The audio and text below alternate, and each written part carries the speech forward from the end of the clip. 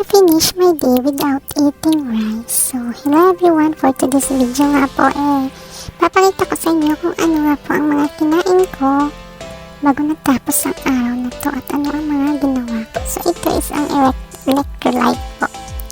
Iniinom ko po ito pag nag-workout ako. So, nag-workout lang ako dito ng konti kasi at I think 45 minutes for the core. Ito pala para sa aking tiyan. Kasi feeling ko ang laki na ng tiyan ko eh. So, yan yung gusto kong workout. And then, this is my first meal po. It's a potato with egg na dinisa ko lang sa butter. So, ayan, masarap naman siya. Anyway, hindi ko alam kung low carbs to. Basta kasi ang iniiwasan ko ay kumain ng kanin. Kasi lately, dahil sumasakit yung tiyan ko, kakain siguro ng kanin at saka ng mga cholesterol.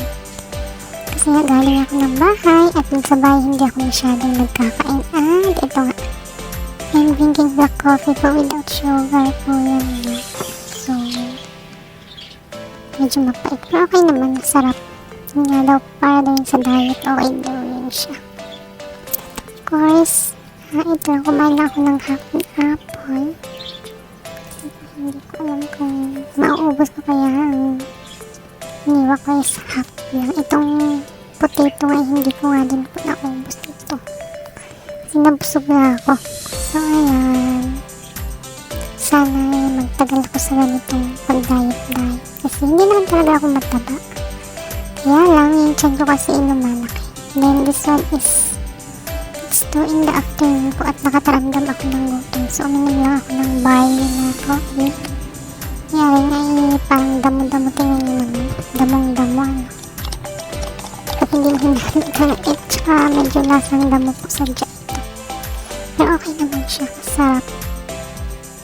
Hindi naman siya kagaya ng kapital ang iniinom ko. Alternative po siya. Then, ito na nga po pala ang last meal ko. Ito na yung maging dinner ko.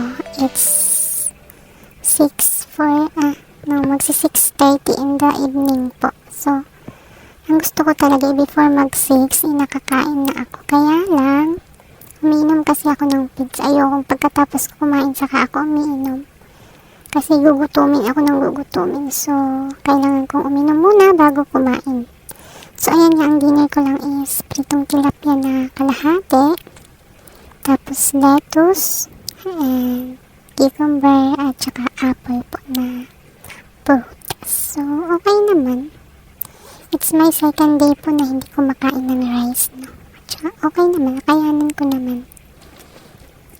Sana magtuloy-tuloy at hopefully, talagang ma-achieve ko yung gusto ko. Sabi nila is determination lang daw at saka patient para matupad.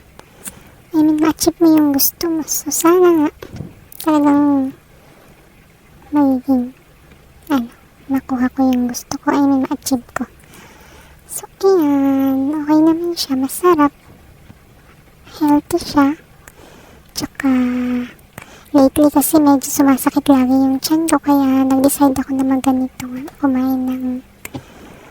Hindi kumain ng rice.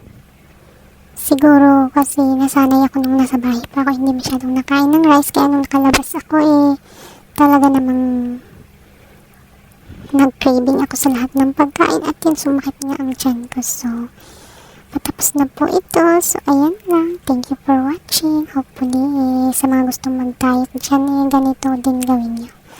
So, that's it. Bye-bye!